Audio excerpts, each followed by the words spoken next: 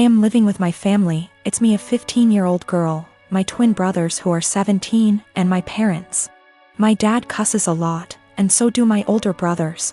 But apparently the standards are different for me.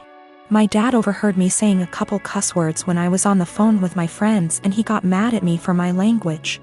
And for how trashy and unladylike it was. This wasn't the first time he called me, and only me, out for bad language. But it was the one that frustrated me the most because I could tell there was a double standard. I thought of calling him out on his language and hypocrisy, but then I had a different idea. I said that, yeah, it was a bad habit I was forming and didn't want to make a pattern, because if I got in the habit of cussing a lot, that wouldn't make me come off well when I start getting jobs or going to college. And as I was growing up, I wanted to learn how to speak respectfully and intelligently. But it was hard to keep from bad habits when I heard him and my brothers having potty mouth syndrome so often. They're setting an example whether they realize it or not. So I wanted to work on things for myself, but also together as a family. I suggested we make a swear tax where if anyone swears in front of anyone else who's participating, they give $1 to each person who heard them. I'd want that rule for myself because it would keep me accountable, and I'd really like it if the family joined me for it. So my dad said he'd join, and so would my mom. They got my brothers to be a part of it too. They didn't really have a choice. My parents decided to make it a rule. I know it's kinda petty, but I wanted to make the point that my dad and brothers swear a lot and I almost never do.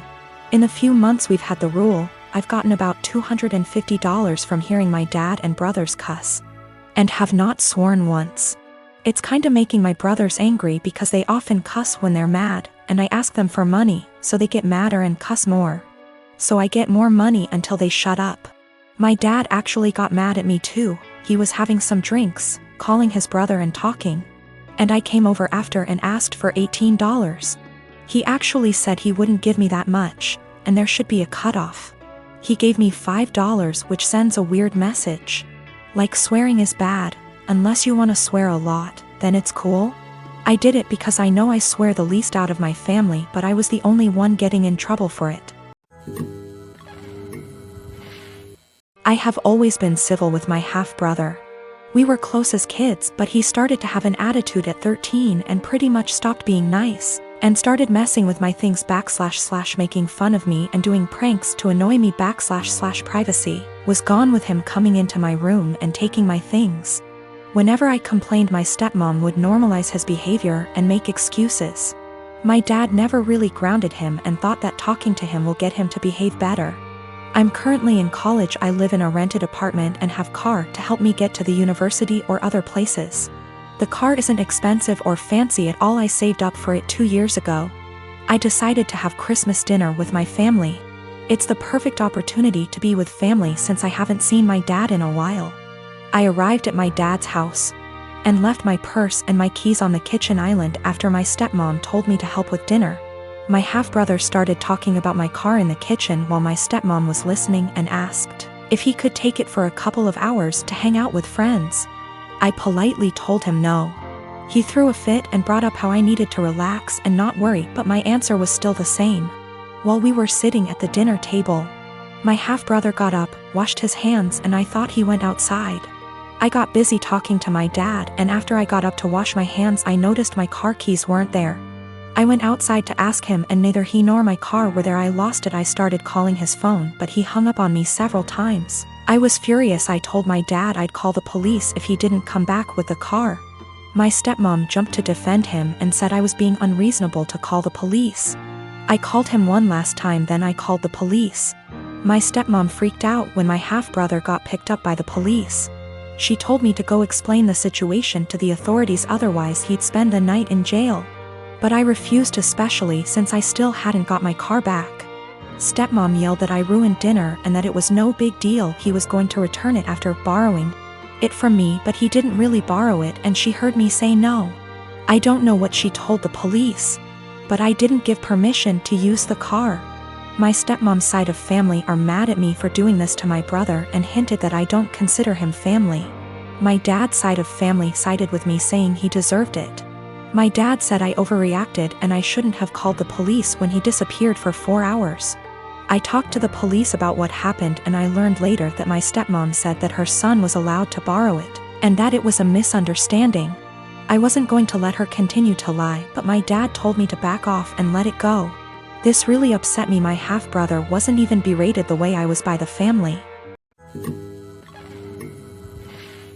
Background: my grandparents have always been a big part of my life, as have the rest of my family.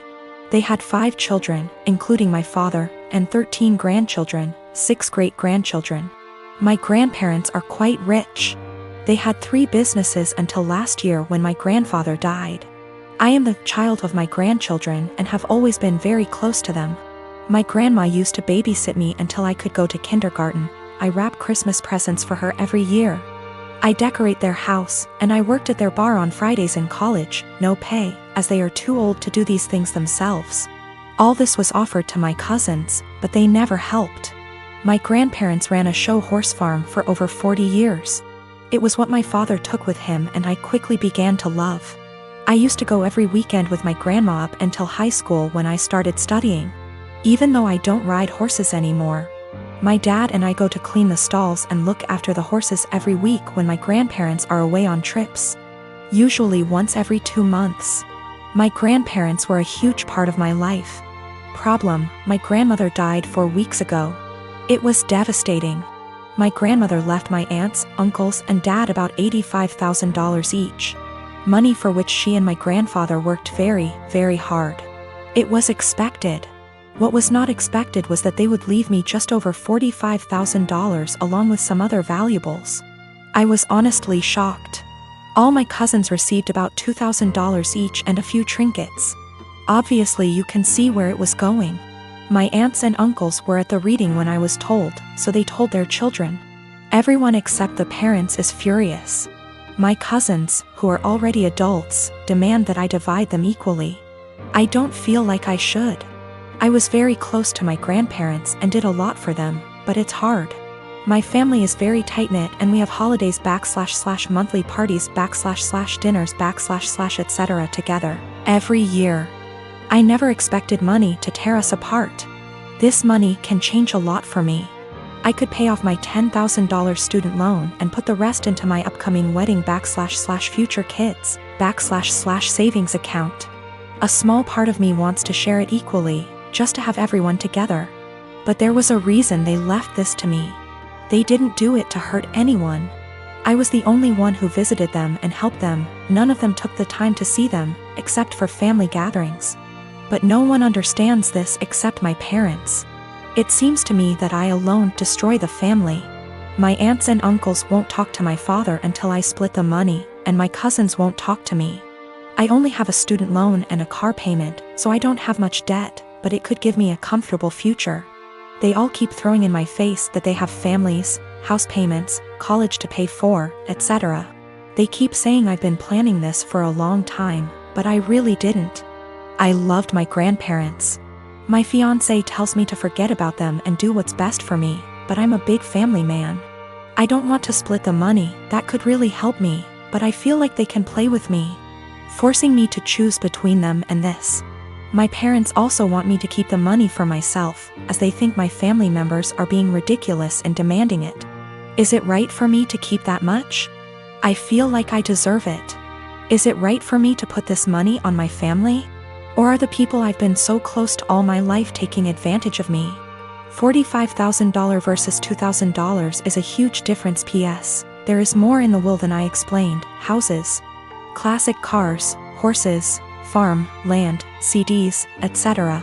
The cashback / checking accounts I was given is the only thing that seems to be a problem for everyone. I have inherited more money than my cousins.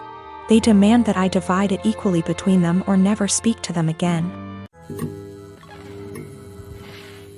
I have been with my fiancé for 2 years. We are both 37 years old. We're getting married soon. I've only met her family a couple of times. My daughter, Judy, 16 years old, has never met them till very recently, where they hosted dinner to celebrate 4th of July, and that's when they met her for the first time. Judy has a visible burn scar on her forehead. It was due to an accident she was in when she was 9. She used to be incredibly insecure about it.